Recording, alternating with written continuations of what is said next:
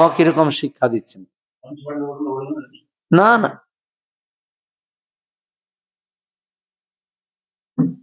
ভীমসেন বলছিলেন যাব না, এরা আমাদের তো ভালোবাসে না, কি জন্য যাব? যুধিষ্ঠির মহারাজ বলছেন কেন যাবে না, চলো দেখবে আমাদেরই মঙ্গল হবে, চলো। গুরুজনের আশীর্বাদ খুব কাজে লাগে জানো, বুঝিয়ে বাজিয়ে নিয়ে গেছে। মাতা প্রণাম হই, গান্ধারী দেবীকে প্রণাম করছেন পাঁচো ভাই, আর গান্ধারী মা বলছেন কি শোনো, বিজয়ী ভব।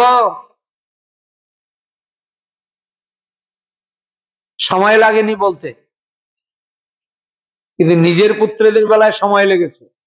যত্র ধর্মস্তত জয়, যেখানে ধর্ম সেখানে জয়। আর পাণ্ডবরা যখন গেলেন, হ্যাঁ বিজয়ী হও, বিজয়ী হও তোমরা, আহা কত হৃদয় দিয়ে বলছেন বিজয়ী হও। বাস্তবে বিজয়ী হয়েছেন তো?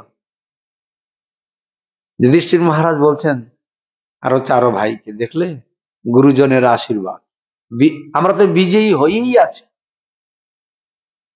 গান্ধারী মাতা যখন বলেছেন তো জানো আমরা বিজয়ী হয়ে আছি, চলো নির্ভয়ে।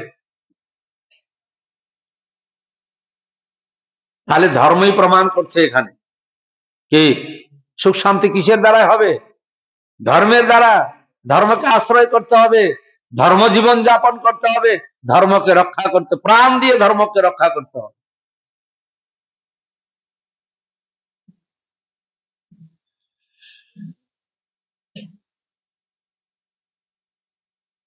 অর্থাৎ যেখানে ধর্ম সেখানেই জয়।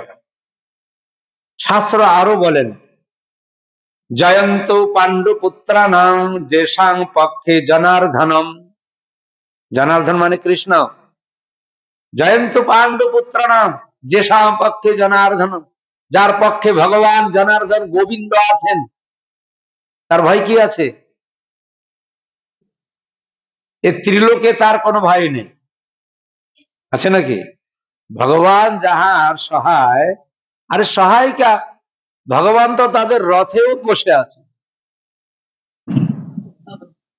পাণ্ডবগণের সঙ্গেই রয়েছেন ভগবান, তো ভয় কিসের?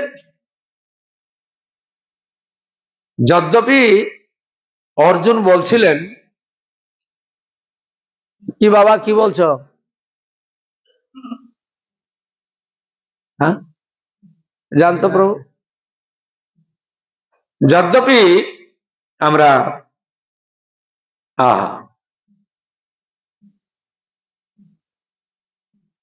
ভগবান তো সারথি হয়ে বসে আছেন নাকি?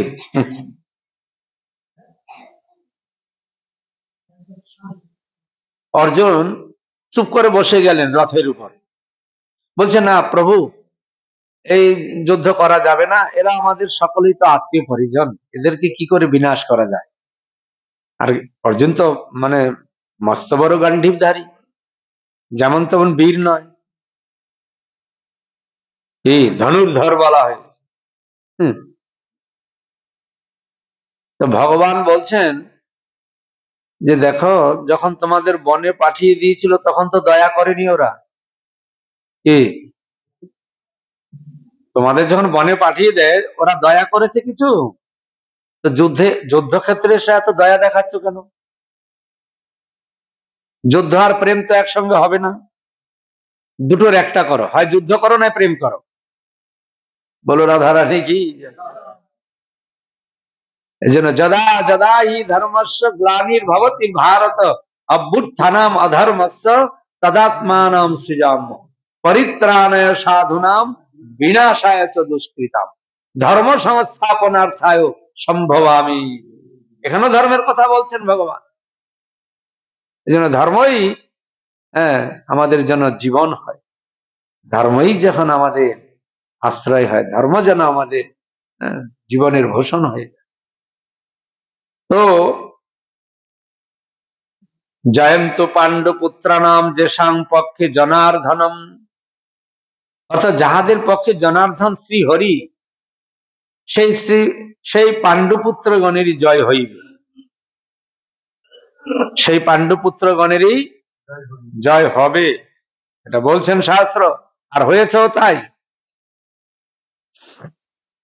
এর জন্য এখন ধর্মের নামে নানান রকম ভেজালও বাজারে প্রচার হচ্ছে, হচ্ছে কিনা? ধর্মের নাম করে, হ্যাঁ বুঝবেন, কেন বুঝবেন না? মহাপ্রভুর ভাষা দিয়ে বলতে হবে। মহাপ্রভু স্বয়ং বলেছেন, সাধু পাওয়া কষ্ট বড় জীবের জানিয়া, সাধু গুরুর রূপে কৃষ্ণ আইলেন নদিয়া। প্রশ্ন করলেন, নিতাই গৌর প্রেমানন্দে। জগদানন্দ পণ্ডিত বলছেন না এই কথা, সাধু পাওয়া কষ্ট বড় জীবের জানিয়া, সাধু গুরু রূপে কৃষ্ণ আইলেন নদিয়া। ভগবান স্বয়ং চৈতন্য মহাপ্রভু তিনি সাধু গুরু রূপে জগতে তিনি প্রকাশিত হয়েছেন। আরো আছে,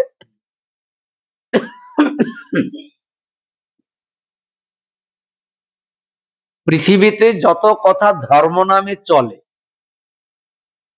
ভাগবত কহে তাহা পরিপূর্ণ ছলে। আছে না শব্দটা?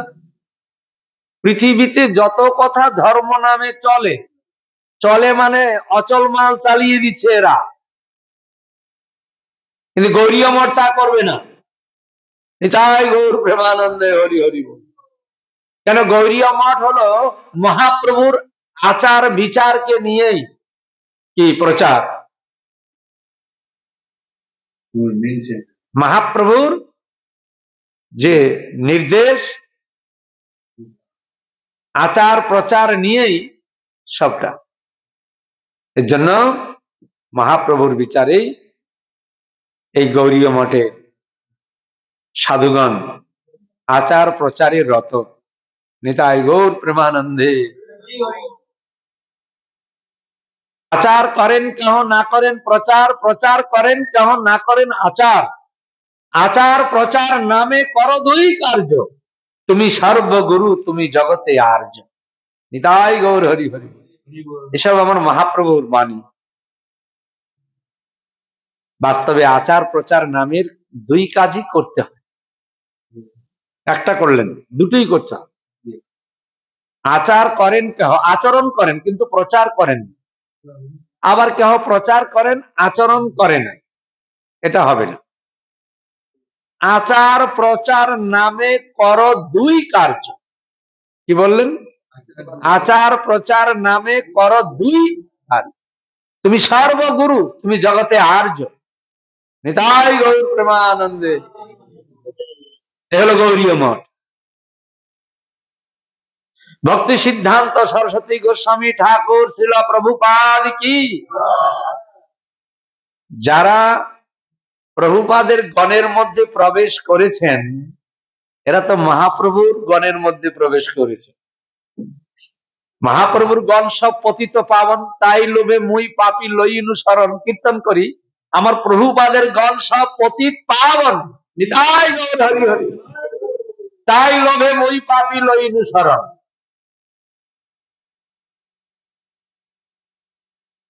কত বড় কাজ করেছেন প্রভুপাদ। বিশ্বের মানব এখন তারা কীর্তন করে প্রভুপাদের কথা। আহা,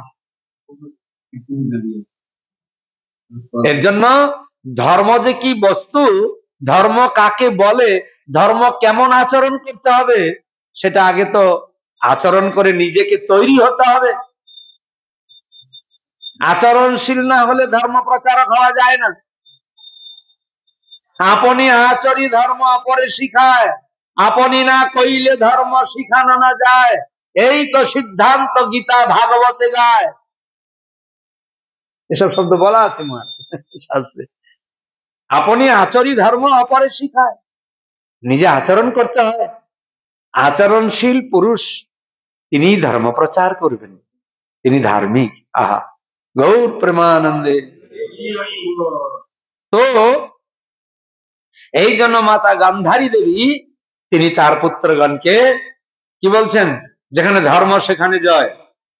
আর পাণ্ডু পুত্রগণকে বললেন, বিজয়ী হও, তোমরা বিজয়ী ভাব, বিজয়ী হও, নিতাই গৌর হরি বল। এইরকম বিচার হতে হয়। এদিকে বিদুরজি কিন্তু পরিক্রমা চালাচ্ছে, 1 বছর ধরে পরিক্রমা করছেন বিদুরজি, বেরিয়ে পড়েছেন। বিদুরজি জানেন যে মহা সংকট আসছে, এই চোখে দেখার মতো নয়, এজন্য আগেই বাবা সরে যাও। আর বাস্তবে কত বড় সংকট, মানে কৌরব পক্ষের কত সেনা, 18 ঐক্যবাহিনী সেনা মহাভারতে আছে, কত সংখ্যা। হ্যাঁ, সব সেখানে প্রাণ শেষ হয়েছে। আর ধৃতরাষ্ট্রের শতপুত্র সমাপ্ত হয়েছে। দেখুন অধর্মের ফলস্বরূপ কি পেল সে। আর পাণ্ডবরা ধর্মকে আশ্রয় করেছিল, তারা কি পেল? কি? পাণ্ডবরা তো হারানো রাজ্য না, ওরা সামান্য কিছু চেয়েছিল যে আমাকে অন্তত একটু থাকার মতো ব্যবস্থা রাখো, কি যাই কিছু চেয়েছিল, সেটাও নারাজ হয়েছে, দেয়নি। এত বড় বেঈমানি চলে না, বেঈমানি করার একটা সীমা থাকা দরকার। কত বড় নির্লজ্জ হলে পরে, বেঈমান হলে পরে এই কাজ করতে পারে। পাণ্ডবদেরকে একদম দেশান্তর করে দিয়েছে। আর ভগবত ইচ্ছায় পাণ্ডবগণ আবার সেই সিংহাসনে এসে বসছেন। আচ্ছা, সিংহাসনে তো বসলেন, যুধিষ্ঠির মহারাজ সিংহাসন পেয়েছেন বিজয়ী হয়ে, কিন্তু সেই সিংহাসনে কি যুধিষ্ঠির মহারাজ একদিনও বসেছেন?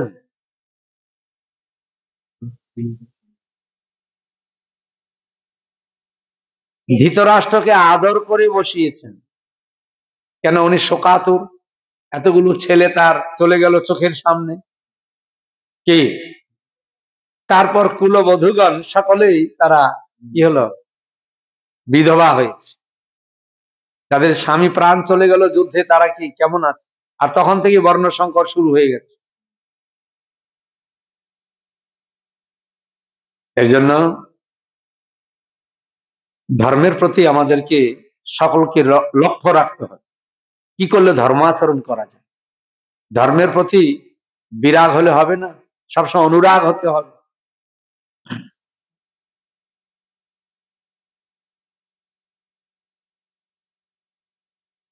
হরে কৃষ্ণ।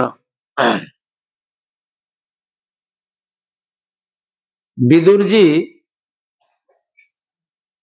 তিনি সরস্বতী নদীতে স্নান করছেন, একটা পবিত্র নদী। গঙ্গা, যমুনা, সরস্বতী, নর্মদা, সিন্ধু, কাবেরী, এগুলো পবিত্র নদী।